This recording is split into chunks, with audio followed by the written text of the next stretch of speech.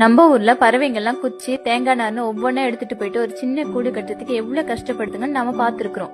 ஆனா இந்த social viewer பறவைங்க எல்லாம் கூட்டமா ஒண்ணு சேர்ந்து மரத்துல ஒரு பெரிய அப்பார்ட்மெண்டே கட்டும். அந்த கூட்டுக்குள்ள ஒரே நேரத்துல 500 பறவைகள் தங்குற மாதிரி தனித்தனி அறைகள் இருக்கிற மாதிரி இருக்கும். இந்த கூட்டோட ஸ்பெஷாலிட்டியே அதோட தெர்மாகுலேஷன் தான். வெளியே வெயில் 45 டிகிரி கொளுத்தினாலும் உள்ள 20 டிகிரி குளிர்ச்சியா இருக்கும். இந்த கூட்டுக்குள்ள ஒரு பெரிய ஹைராக்கியே இருக்கு.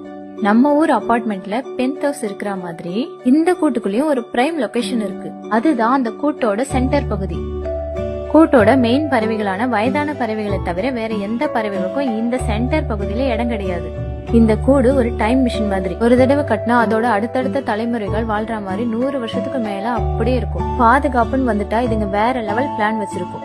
அதுவும் எப்படின்னா ஒரு பாம்பு உள்ள வந்தா அது உடம்ப கிழிக்கிற மாதிரி ஒவ்வொரு குச்சியும் ஒரு ஆயுதம் மாதிரி செதுக்கி வச்சிருக்கும். பெரிய எதிரிகளான சிங்கம் புலின்னு இப்படி ஏதாவது வந்தா அதுங்களோட காது ஜவ்வே கிழிகிற மாதிரி 500 பறவைகளும் ஒன்னா சேர்ந்து கத்தி மிரட்டும். இதுக்கு பேர் தான் மோபிங் டெக்னிக். இதுங்க ரொம்ப நல்ல டைப்.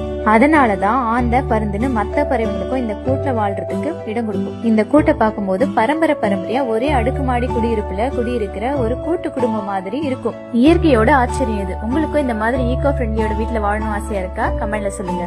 வீடியோ பிடிச்சிருந்தா லைக் பண்ணுங்க, ஷேர் பண்ணுங்க, மறக்காம நம்ம சேனலை சப்ஸ்கிரைப் பண்ணுங்க.